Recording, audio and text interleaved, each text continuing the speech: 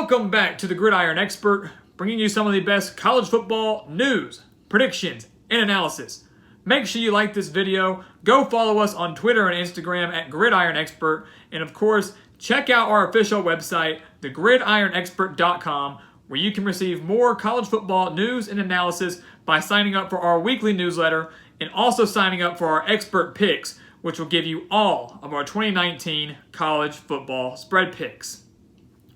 Well, guys, Week 6 marked the halfway point of the college football season, and I don't think we could have asked for a better way to reach this point in college football. We saw 6 teams in the top 25 lose. And now, of course, half of those came from ranked versus ranked matchups. 3 of those, of course, did not, as Texas Tech defeated number 21 Oklahoma State. Stanford upset number 15 Washington way out west. And, of course, on Friday night, Central Florida fell for the second time this season, falling at the hands of Cincinnati out of the American Athletic. So we are here to recap the wild Week 6 and what to expect coming up in Week 7, and also check out the teams trending up, trending down, and how we fared both straight up and against the spread. And we'll take a look at that first before we kind of break down some of the big games. As you can see, this week, not too bad, 22-7 straight up, which if you round up is 76%, 75.9. And if you've been following us for a while, you know that our benchmark where we want to be at the end of the season is 76% or better. So we're right at that mark. Overall, we cracked 200 wins, but also hit our 50th loss. Regardless, we are still at 80.1% right now, so well above 76%. And at the halfway point through the season, we're doing better than we have in the previous couple of years at the Gridiron Experts. We're very pleased with that. Against the spread, not our best week, 7-5. That is a 58.3% winning percentage in Week 6. This was the first week that we did more than 10 games. We've been doing 10 all the way up till now. We went for 12, went 7-5, well above 500. Our expert picks and our spread picks are still better than all the major analysts out there at ESPN, Saturday Down South, and CBS. But to us, 7-5, 58.3% is not acceptable. Not acceptable by any means whatsoever. I can promise you we're going to bounce back with an even better Week 7, and you don't want to miss out on those expert picks. But regardless, we're still 37, 24-1, well above 500, a little bit above 61%. And of course, if you're hitting 60% or better against the spread, you're obviously doing a very, very good job. And we're pleased with that, but we want to do even better and even more for you guys that have subscribed and for those of you that will subscribe later down the road. So that's our recap on how we did on our predictions. Not too bad. Let's recap the action. Well, of course, the madness got started on Friday night with the game that we mentioned earlier, Cincinnati taking down number 18 Central Florida. Central Florida had a 19-game conference winning streak. They've won 19 straight American Athletic Conference games going into that night game at Cincinnati. A very trendy upset pick for some, one that we did not pick in our Week 6 prediction video. But Cincinnati took care of business, winning by just a field goal, but forced Central Florida into 4 turnovers, many of those coming deep into the red zone that could have, of course, resulted in touchdowns for Central Florida that could have taken this game away. So you can automatically kind of now, with 2 losses, see that the Knights will drop out of the top 25 and can probably be eliminated from any New Year's 6 bowl game discussion. While Cincinnati, whose lone loss is to Ohio State, who's playing like the number 1 team in the country right now, their lone losses to them, they can now be considered for a New Year's 6 bowl spot. Boise State, of course, is going to have that edge over everybody for now, but watch out for the Bearcats out of the American Athletic, who are now in the lead to win that Eastern Division. Coming into Saturday, we start off with one of the bigger games of the weekend. Michigan taking down Iowa in a defensive slugfest, 10-3. No one was giving Michigan a fighting chance. Now, the FPI was, Vegas was, but most people were not. We chose Michigan in that game, and if you go back and watch our Game of the Week preview between the Wolverines and the Hawkeyes, we said that the keys for Michigan were to take care of the football, create turnovers, and stop Iowa's run game. Additionally, they had to pressure Nate Stanley. Listen to these stats. They needed to take care of the football. They only committed 1 turnover. They needed to create turnovers. They forced 4 turnovers, including 3 interceptions from Nate Stanley. We said they needed to stop Iowa's run game because Michigan thrived better against the pass than they did against the run. Michigan held Iowa to 1 rushing yard the entire game. And finally, they needed to pressure Nate Stanley. Michigan sacked the Iowa quarterback 8 times. So they listened to our keys for the game. Michigan escaped, kind of got the monkey off of Jim Harbaugh's back, at least for one extra week. A huge, huge win for the Wolverines, trying to keep their slim Big Ten title hopes alive, winning narrowly over the Hawkeyes once again, 10-3. They'll rise in the rankings, but they still have Michigan State, Penn State, Ohio State, and Notre Dame remaining on their schedule. How will the Wolverines fare in the rest of those games? Another major upset that we had on Saturday afternoon, Texas Tech, a week after falling to Oklahoma 55-16 and allowing over 600 yards of offense, they came back home and took care of number 21 Oklahoma State 45-35, beat them by 10 points. And that's a game that we're proud to say that we predicted back in the offseason and didn't change, despite the struggles of Texas Tech, despite not having Alan Bowman, and despite the success that Chuba Hubbard and Oklahoma State have been having offensively.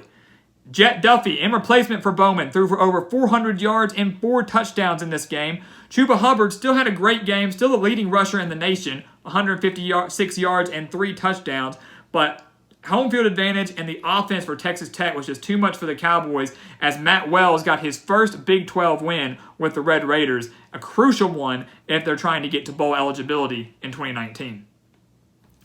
Now it's time for by far the biggest game, the one that we want to highlight the most here. That was number 7 Auburn traveling to the Swamp to take on number 10 Florida. What a phenomenal game that was. The score doesn't show it. Florida winning that game 24-13 over the Tigers. And like the Iowa-Michigan game, one that no one was giving Florida a fighting chance in. The FPI didn't like Florida in it. Vegas didn't like Florida in it. And many people out there did not like Florida at all to win this game. They thought Auburn was going to come in there, drain the Swamp, annihilate the Gators, as Florida was overrated by many. And that certainly was not the case. Dan Mullen and the Gators silenced the doubters without Felipe Franks, Kyle Trask coming in, and even when he got hurt, Emory Jones stepped in and did phenomenal in a very short time that he came in as his replacement. We said back on our Game of the Week video between Auburn and Florida that Florida had to make sure to force Bo Nix to win this game through the air. We said that they needed to make Bo Nix win the game through the air because we didn't think he could do it, and that Florida needed to establish a run game. Bo Nix finished the day with 3 interceptions, went 11 for 27, and just 145 yards. Florida's rushing game had 132 rushing yards on the day, capitalized by an 88-yard rushing touchdown by LaMichael Pirine with 9 minutes left in the fourth quarter that really sealed the deal for the Gators. That win was phenomenal for Dan Mullen. And credit to Auburn. Give credit to Auburn. Bo Nix did show some decent signs of brilliance in this game. Just not enough against what was by far the toughest crowd he had played in front of and by far the toughest defense that he had played in front of down in the Swamp. 3 interceptions, once again showing that freshman side of him. Couple missed easy throws, couple overthrown balls that resulted in interceptions. That's to be expected from a freshman quarterback. Auburn's defense played phenomenal for the entire game. Really was pressuring Kyle Trask for the majority of that game. Florida's defense just stepped it up when it needed to in the biggest moments, and the offense made the plays when they needed to the most as well, in ways that many did not expect. Florida escapes with a huge win in the Swamp and now travels to Baton Rouge for another major top 10 showdown in Week 7. And I can already guarantee you that's going to be our game of the week. Despite Oklahoma and Texas coming up, that's going to be our game of the week in Week 7. You're not going to want to miss the analysis on that one. Later that night, we saw another Big Ten matchup between Ohio State facing off against Michigan State. Another top 25 matchup, and one that was by far Ohio State's toughest test of this season. You know, they took easy care of Indiana. We thought Nebraska could have been that toughest test for them, and they annihilated the Cornhuskers last week. This week against Michigan State, they started off extremely slow. They led by 17 at halftime, though, ended up scoring 10 points in the final 2.5 minutes, and beat the Spartans 34-10. But keep in mind, that was really the smallest margin of victory that Ohio State has had in this young 2019 season. J.K. Dobbins had a phenomenal game. Justin Fields played great, put up some decent numbers, but J.K. Dobbins stole the show in this one, averaging 7.2 yards per carry, rushing for 172 yards, and adding a touchdown on the ground. So Ohio State still looking like one of those top 4 teams in the country. Will be interesting to see if they can move up any in this next poll. Probably not, considering Clemson and Alabama did not play, and Georgia took care of Tennessee. But Ohio State, still, in my opinion, is in the top 4 with a very solid win over a good Michigan State team. Then finally, I want to talk about the last game way out west, Stanford upsetting number 15 Washington. You can see that we've got Stanford on our teams trending up, and we'll kind of combine the two right here. Stanford upsetting the 15th ranked Huskies 23-13. Washington has not won at the Farm since 2007. Unbelievable fact by the Cardinal, and the fact that the Cardinal were 2-3 coming into this game, didn't have KJ Costello, didn't matter. They pounded the rock with Cameron Scarlett, 157 yards, a career high, adding a touchdown on the ground. Washington simply couldn't tackle the man. Stanford's defense stepped up big time, shut down Jacob Eason with a ferocious pass rush, and Stanford now creating a little bit of chaos into this Pac-12 North. Because, yeah, Oregon's sitting up there at 2-0, and yes, Oregon has already defeated Stanford, but Stanford's right behind them at 2-2, and that loss for Washington probably eliminated the Huskies from any Pac-12 title consideration. They still have a game against Oregon coming up, but that was a major, major blow to their slim chances of winning the Pac-12. So credit to David Shaw and his Cardinal for taking care of business at home with a major upset win over a top 15 opponent. And that kind of all ties in together for Stanford, as we mentioned, jumping from 1-3 to now 3-3 and kind of creating chaos in that Northern Division. We're going to continue through our teams trending up here, going with Arizona, sticking in the Pac-12. How about those Wildcats? They lose in week 1 to Hawaii, and everybody's freaking out. Everybody's worried because that was maybe a game that Arizona shouldn't have lost. Tons of turnovers. Hawaii being, a group of 5 opponent. Many people expected a bigger year out of Kevin Sumlin and the Wildcats after a disappointing 5-7 season last year. Since that Hawaii loss, Arizona has won 4 straight games, including 3 versus Power 5 opponents in Texas Tech, UCLA, and Colorado this past weekend. Watch out for Arizona, guys. They could be a contender now in the Pac-12 South. They're actually the leaders of the Pac-12 South.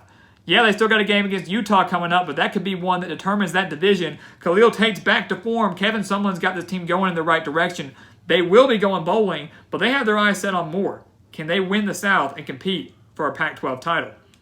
And then finally, our third and final team trending up. How about Liberty? How about the Flames coming out of the Independent? We usually, Liberty, guys, is still a team that we predict in our preseason predictions. They're still an independent team. And we don't have anything against the group of 5, even though we don't talk about them much up here. But Liberty's a team that's really kind of caught my eye. Starting off the season 0-2 with losses to Syracuse and Louisiana, they've now won 4 straight. Hugh Freeze is really taking command of this team, trying to get the Flames to a bowl game. Keep in mind they do have to win 7 games since they had 2 games against FCS opponents. But they're 4-2. They're playing extremely well. How will they fare on the back half of their schedule, though, with the games against BYU, Virginia, and an interesting game that could be very competitive against Rutgers? If they can win one of those games, maybe 2, and then take care of the rest of their easier opponents, Liberty's going bowling in 2019, and that's a phenomenal feat for our first-year head coach in Hugh Freeze. All right, now it's time to go teams trending down. Starting with the Hurricanes. I know we've got a lot of Miami fans out there. And I'm sorry, guys. I'm sorry to have the Hurricanes up here, but they have to be trending down. They're sitting at 2-3 right now. We hyped Miami up in the offseason. We had high expectations for them, and we probably should not have. I expected a better performance out of Manny Diaz and his squad in year 1. I thought the talent was there. I thought the defense was there, especially with him being the former defensive coordinator. But they're 2-3. They found themselves down 28-0 midway through the second quarter against Virginia Tech. Yes, they poised a very phenomenal comeback. Ended up losing 42-35 and had a chance to win it, having the ball inside the 20-yard line with about 5 seconds left. But were unable to notch that win. They're 2-3 now. They struggled against Central Michigan. They haven't really beaten a quality opponent. Central Michigan and Bethune-Cookman. Those are the only 2 teams they've beaten. And they just lost to a Virginia Tech team that got annihilated at home, 45-10 to Duke, who just lost to Pittsburgh at home, 33-30 after a phenomenal comeback of their own. That's the beauty of college football, how unpredictable and how wild it is, but an unfortunate feat for the Hurricanes, who are certainly trending down and not going in the right direction. The second team we've got up on the board is Vanderbilt, out of the SEC. Guys, Derek Mason's seat is hot. It's burning hot. And I said that back in the offseason. I thought he was on the hot seat. Many people said, I don't think he's there yet. But he hasn't done anything at Vanderbilt. He's gotten them to what, 2 bowl games, lost both of those bowl games. Now the Commodores are sitting at 1-4, and they've lost those games, the 4 losses, by an average of 23.8 points per game. They haven't even been competitive. I know some of them were tough. I know LSU and Georgia, 2 of the best teams in the SEC. Those are tough games. They lost to Purdue when they were fully healthy. But this past week against Ole Miss, that was a winnable game for the Commodores, and they lost to them 31-6. No toughness, no competitiveness whatsoever out of Vanderbilt. Derek Mason's absolutely on the hot seat. Luckily, the back end of their schedule is more favorable. They got games against UNLV, Eastern Tennessee State, Kentucky, Tennessee. They win a couple of those, maybe he keeps his job another year.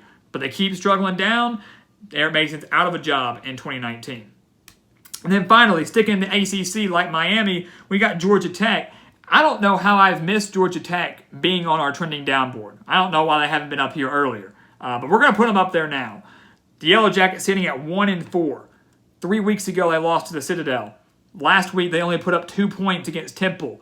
And this past week, they just lost in North Carolina at home. Not saying North Carolina is a bad loss because they just hung with Clemson last week, but still, 3 straight losses for Jeff Collins and his Yellow Jacket squad. We knew it was going to be a rough year for him, trying to implement a brand new pro-style offense, switching from the option to pro-style. We knew they weren't going to be ACC titles contenders immediately, but we didn't think it'd get this bad. Certainly didn't think they'd lose to the Citadel, a team who really beat them at their own game with the option just a few weeks ago.